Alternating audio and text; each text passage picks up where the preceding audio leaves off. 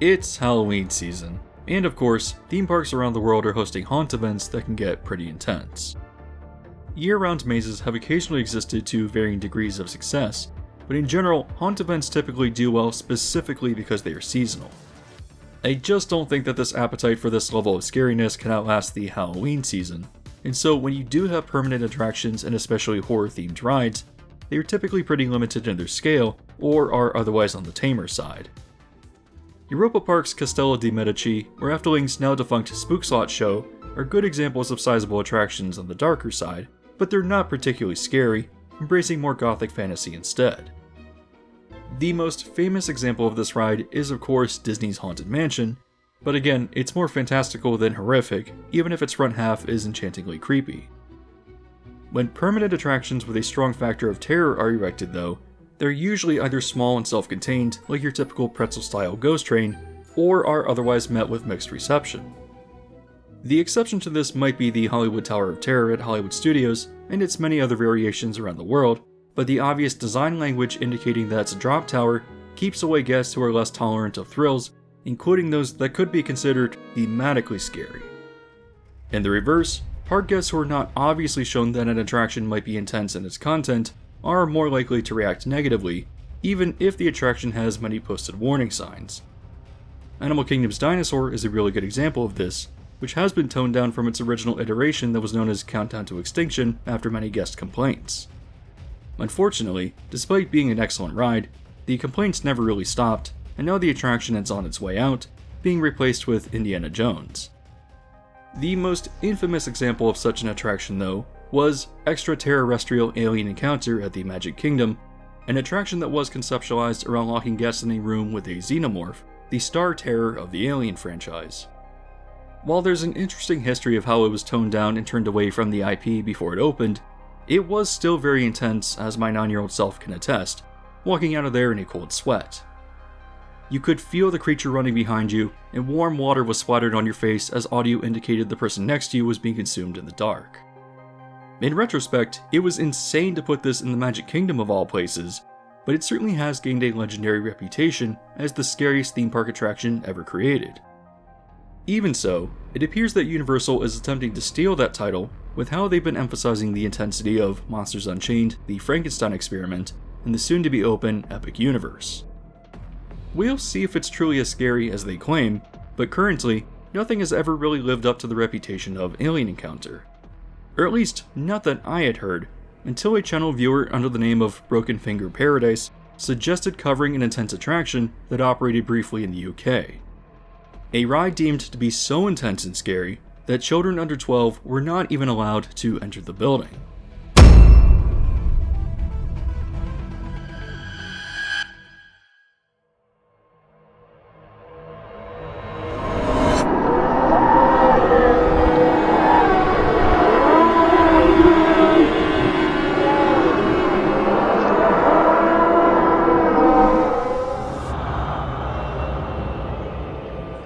Excavation log 7162, Pleasurewood Hills.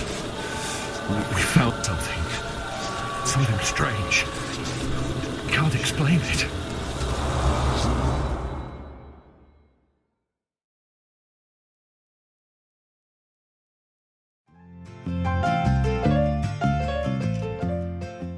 Pleasurewood Hills is a small UK amusement park that opened in 1983 and is located near the coastal town of Lowestoft. It's a pretty typical park with a collection of fun-looking but otherwise unremarkable rides, and the park ownership has changed many times since its opening. So how did a park like this become home to what was reportedly one of the world's scariest rides? On opening, the park contained a dark ride known as the Wonderful World of Storybooks, which took you through a series of scenes that mostly depicted famous fairy tales. It looked like an interesting little ride, and in 1990, its scenes were updated and it was renamed to Fairy Tale Fantasy. In 2011, the park fell under new management with the Looping Group, which operates a fair number of smaller regional parks throughout Europe and the UK. Having seen success with its annual Halloween event known as Pleasurewood Chills, which included mazes and even putting scare actors into its water-based dark ride, Tales of the Coast, the new management wanted to create an attraction that was notably scary, something that would create a lot of positive buzz for the park. In 2012, Fairy Tale Fantasy was closed, and work began on a new attraction, recycling the track layout but now embracing a story of a haunted mine. The park teased this new attraction, which was to be known as Hobbs Pit, in a pretty effective marketing campaign online, sharing the story of a miner's journal from 1835, which chronicles how trapped miners were affected by a demonic presence. They turned on each other with their pickaxes, leading to a brutal massacre, and of the few miners that did survive, they fell down a shaft which led directly down to hell itself. Hobbs Pit was conceptualized as not just a ride, but as a scare maze experience as well, attempting to seamlessly blend both. Scare actors were found in both the walkthrough portions as well as in the ride itself, and while the odd pretzel-style track from Fairy Tale Fantasy was being reused, which would make this ride akin to a hokey ghost train, there was a genuine effort to craft the ride experience with more substantial effects. In conjunction with Sean Alexander, the park's magician who had a large hand in implementing illusions into the ride, the park also hired Robert Osteer to design many of the digital visual effects. Osteer had a hand in the visual effects for blockbusters such as X-Men First Class and Tron Legacy, so the park did advertise their collaboration in an effort to emphasize the quality of the effects and media. Opening on the 25th of May in 2013, many park guests were shocked but intrigued to learn that children under 12 could not ride, as the park had actually asked the British Board of Film Classification to rate the ride as part of their marketing gimmick, resulting in a 12A rating. This actually isn't the first time this happened, as Nemesis Subterra at Alton Towers had received the same rating when it opened the year before, but Hobbs Pit also generated a lot of buzz from the rating too, especially as Pleasurewood Hills had a reputation as a family-friendly park. On entering the queue and reaching the start of the attraction, you were guided into the mine by a ride operator dressed as a miner, and moving throughout, you would find others who would guide this first part of the experience, and would also work to the effect of being scare actors. After traveling through dark shafts with projections of rats and spiders visible on the walls, you encountered a door with a nearby key set into the wall. After listening to a trapped miner yell on the other side calling for help, a window on the door opens and he instructs you to grab the key, leading to an air blast jump scare. Turning back, the miner is suddenly skewered through the head with a crowbar, and you encounter the fiendish Hob himself, warning you to stay out and closing the window. The door then opens and riders proceed, wandering further into the mine. Looking ahead and seeing projections of rats on the floor, a drop door to the left startles as it reveals the skeleton of one of the trapped miners. Proceeding a few steps further and turning to the left, a door opens revealing a mining elevator, which then simulated descending further and then opening up to reveal the station. Once here, your small group was surrounded by dim lanterns and crates as you heard rats squeaking in the darkness, and once ready, your party would board the minecart, which seated 4 people, beginning the ride portion of the experience.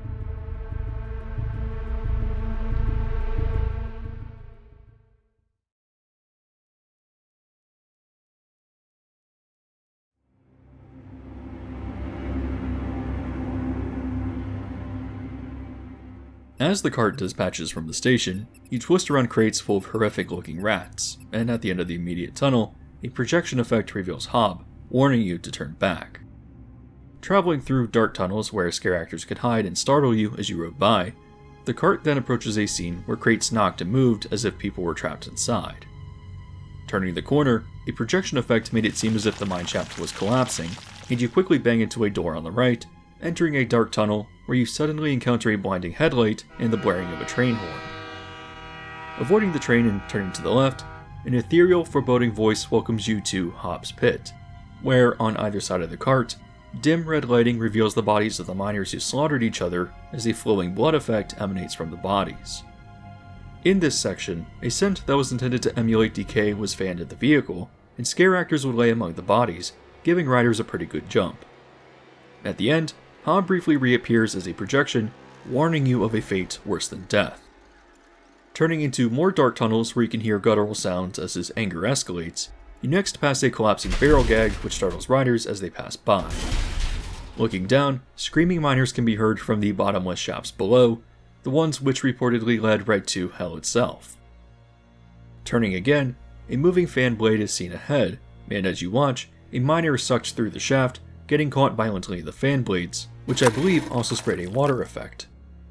Almost immediately, another projection of Hob is encountered, with him shouting that you're finally his, and turning down a long tunnel, The animated mock-up appears to show the shaft lighting on fire as you're trapped at a dead end, encountering Hob as he comes at you with a drill. From the few ride-throughs that exist, most of them show almost complete darkness, but I did get the impression that there were scare actors here instead, with this final scene not having been achieved the way it was planned. Finally, crashing through a wall door, you return back to the station and exit through some more themed tunnels, which I believe may have had a scare actor or two. So, was Hob's Pit really the scariest attraction ever made? Well, judging from what surviving video there is, it essentially seems like a short scare maze in a slow, glorified ghost train. Reading reviews from around when the ride opened, it did seem to be praised for the quality of its effects, but was generally regarded as overrated and not even that scary, with the scare actors often missing from the ride, likely due to staffing cuts. While the park did do a fair amount to market the ride through its sheer intensity, I can see why the interest faded quickly, and the ride closed only a few years later in 2016. In a family-oriented park, Hob's Pit was certainly interesting, but it's clear why it never found an audience and was replaced in 2017 by the Rootin' Tootin' Target Trail, a pretty disposable-looking shooter attraction. At the very least, this ride gives you a sense of what Hob's Pit was like because a lot of the infrastructure and theming was reused, but does Hob's Pit fall into the category as one of the scariest attractions ever created? While I would say that its novelty is unique, and I do very much enjoy a good, campy ghost train, it never really met the expectations of what its marketing promised, becoming a quickly forgotten dark ride at a small regional park. It was certainly no Alien Encounter, which holds that top spot without dispute, but I did want to cover a ride that was a little bit different and more obscure, which hopefully made for an interesting video. As always, if you enjoyed this video, you can do me a favor by hitting the like button, and if you have not yet subscribed and hit the bell notification yet either, you can do so now to be alerted to new videos as they release.